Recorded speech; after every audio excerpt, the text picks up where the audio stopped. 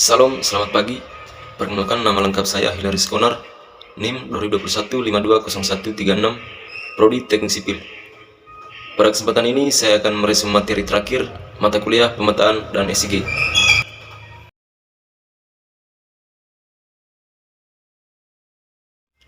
Yang pertama, pengertian SIG. Sistem Informasi Geografis atau SIG adalah seperangkat alat berbasis komputer yang memungkinkan untuk mengolah data spasial dan non-spasial yang menjadi informasi yang berkaitan tentang muka bumi, serta digunakan untuk pengumpulan, penyimpanan, manipulasi, menganalisa, dan menampilkan data yang selanjutnya dipakai sebagai bahan untuk mengambil keputusan atau kebijakan. Di dalam SIG, data pada dasarnya terdiri dari dua dimensi data, yaitu data geografis atau spasi dimensi, dan data atribut atau non-spasi dimensi. Pada prinsipnya, unsur informasi topologi atau keterkaitan antara elemen-elemen geografi dan atribut dari data tersebut.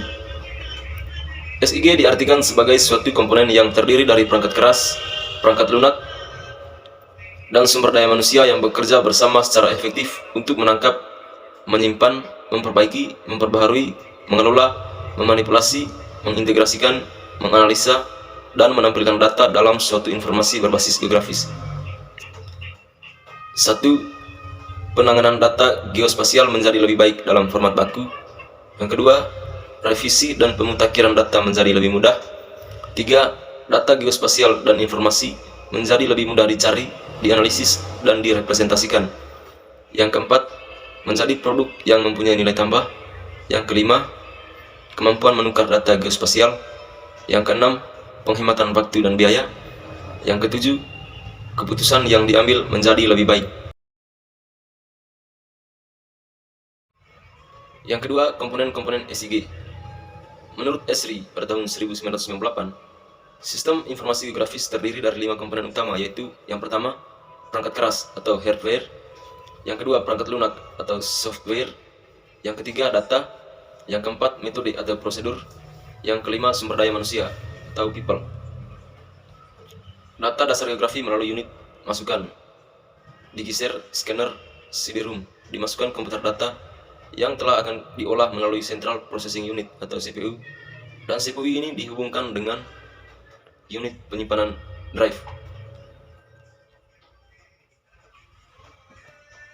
Yang ke B, unit keluaran atau printer untuk dicetak menjadi data dalam bentuk peta. Yang ke C, visual display unit untuk ditayangkan agar dapat dikontrol oleh para pemakai dan programmer atau pembuat program. Scanner adalah alat untuk membaca tulisan pada sebuah kertas atau gambar. CD-ROM adalah alat untuk menyimpan program. Digitizer adalah alat mengubah data asli menjadi data digital atau angka. Plotter adalah alat yang mencetak peta dalam ukuran relatif besar. Printer adalah alat yang mencetak data maupun peta dalam ukuran relatif kecil. CPU adalah pusat pemrosesan data digital. Visual Display Unit adalah layar monitor untuk menayangkan hasil pemrosesan disk drive. CPU untuk menghidupkan program. Tape drive bagian CPU untuk menyimpan program. Data SIG mempunyai dua bagian penting yang membuatnya berbeda dari data yang lain, yaitu informasi lokasi dan informasi atribut yang dapat dijelaskan sebagai berikut. Yang pertama, informasi lokasi atau informasi spasial. Contoh yang umum adalah informasi lintang dan bujur, termasuk diantaranya informasi datum dan proyeksi. Contoh lain dari informasi spasial yang bisa digunakan untuk mengidentifikasi lokasi misalnya adalah kode pos. Yang kedua, informasi deskriptif atau atribut, atau informasi non-spasial. Suatu lokasi biasanya mempunyai beberapa atribut atau properti yang berkaitan dengannya. Contohnya, lokasi sumur minyak memiliki atribut atau properti dalam sumur, produksi minyak per hari, mulai produksi, tanggal pengeboran, dan lain sebagainya. Dunia nyata dan SIG. Untuk membawa dunia nyata ke dalam SIG, harus digunakan model dunia nyata yang telah disederhanakan.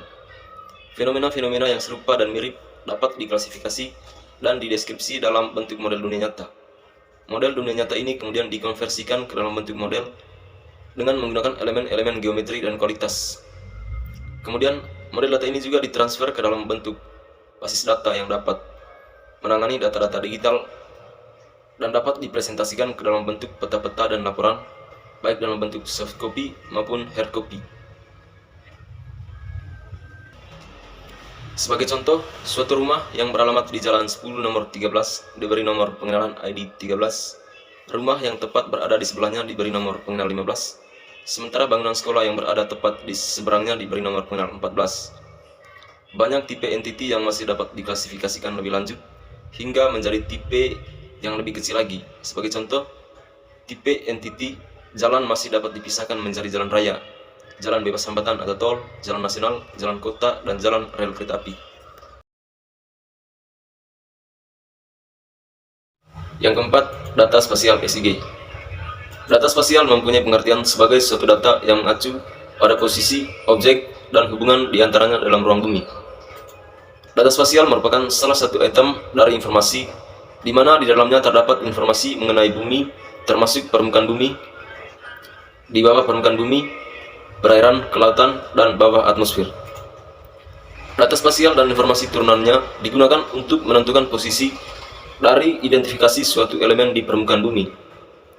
Lebih lanjut lagi, Mapping Science Committee pada tahun 1995 menerangkan mengenai pentingnya peranan posisi lokasi, yaitu yang pertama, pengetahuan mengenai lokasi dari suatu aktivitas memungkinkan hubungannya dengan aktivitas lain atau elemen lain dalam daerah yang sama atau lokasi yang berdekatan. Dan yang kedua, lokasi memungkinkan diperhitungkannya jarak, memberikan arahan dalam membuat keputusan spasial yang bersifat kompleks. Terdapat 4 prinsip yang dapat mengidentifikasikan perubahan teknologi perekaman data spasial selama 3 dasawarsa ini adalah: yang pertama, perkembangan teknologi; yang kedua, kepedulian terhadap lingkungan hidup; yang ketiga, konflik politik atau perang; dan yang keempat, kepentingan ekonomi. Data lokasi yang spesifik dibutuhkan untuk melakukan pemantauan terhadap dampak dalam suatu lingkungan, untuk mendukung program restorasi lingkungan, dan untuk mengatur pembangunan. Kegiatan-kegiatan tersebut dilakukan melalui kegiatan pemetaan dengan menggunakan komputer dan pengamatan terhadap bumi dengan menggunakan satelit penginderaan jarak jauh.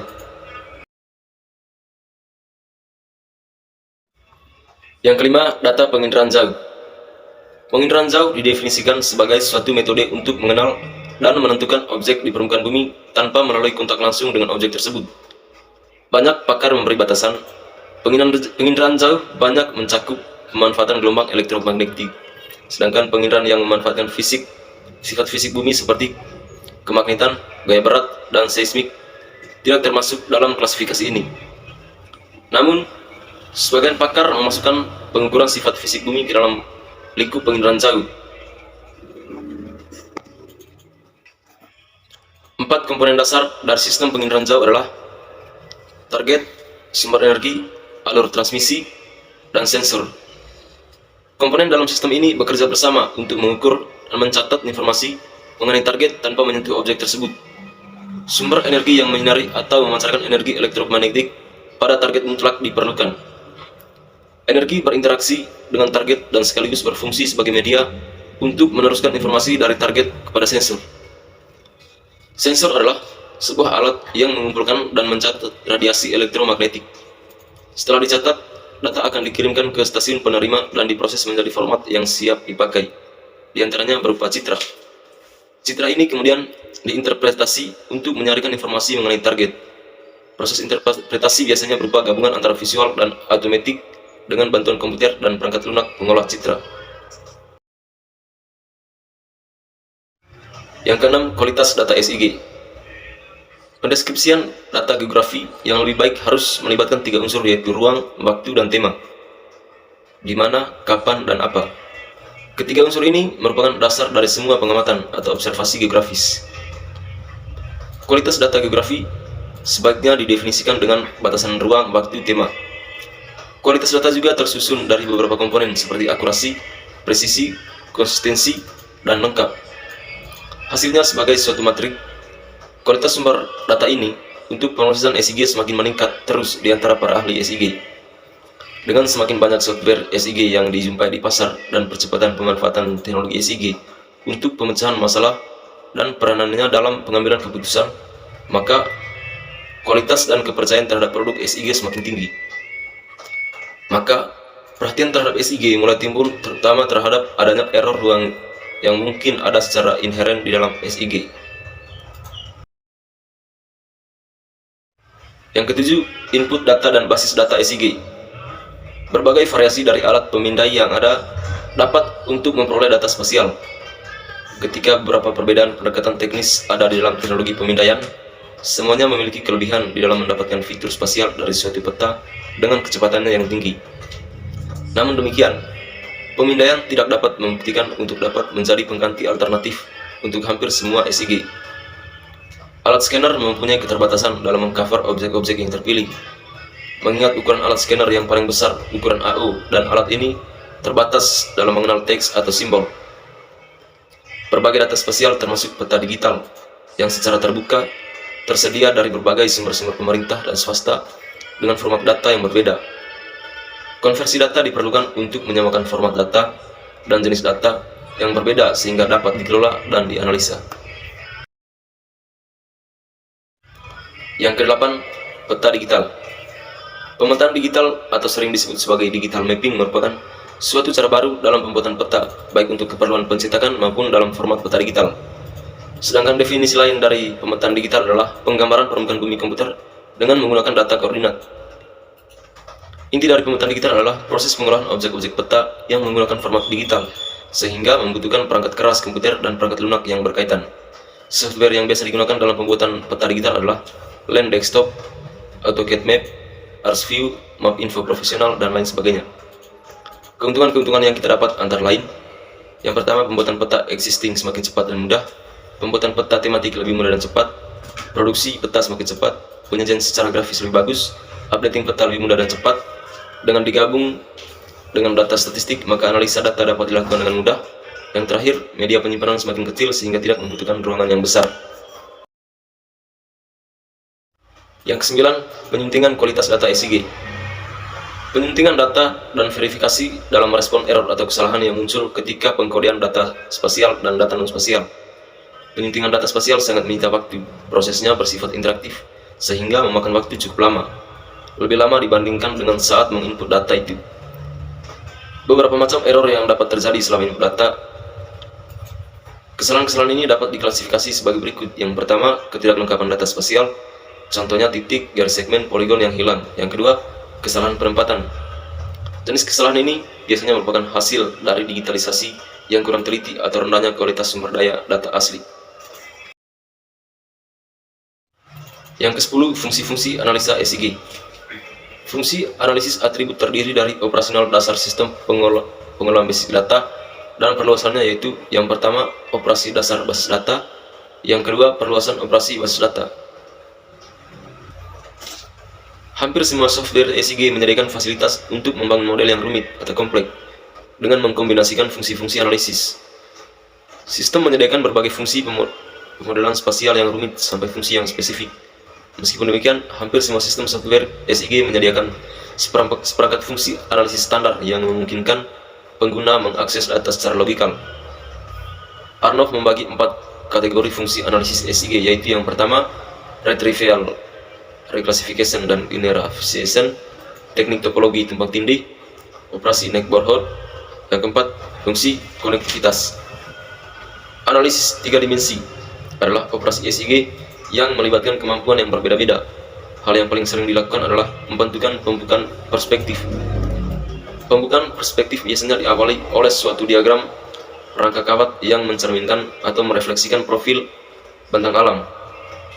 Profil ini ditampilkan secara bersamaan dengan memindahkan garis-garis, menghasilkan suatu pandangan 3 dimensi. Sebagaimana diuraikan di atas, hampir semua software ECG menyediakan fasilitas analisis 3 dimensi yang berada pada paket modul yang terpisah. Yang ke-11, pengembangan ECG. Pengembangan sistem ECG memerlukan biaya dan waktu yang cukup besar. Oleh karena itu, kegagalan sistem sedapat mungkin harus dihindari.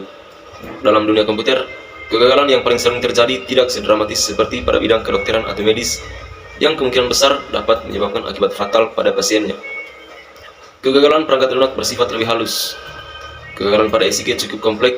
Seringkali sistem ini melibatkan ribuan langkah komputasi di dalam satu sesi. Maka kesalahan sekecil apapun akan memiliki pengaruh akumulatif, yang pada akhirnya menjadi besar. Pengembangan model ini mengadopsi fitur-fitur penting milik model-model waterfall atau siklus hidup klasik dan prototyping.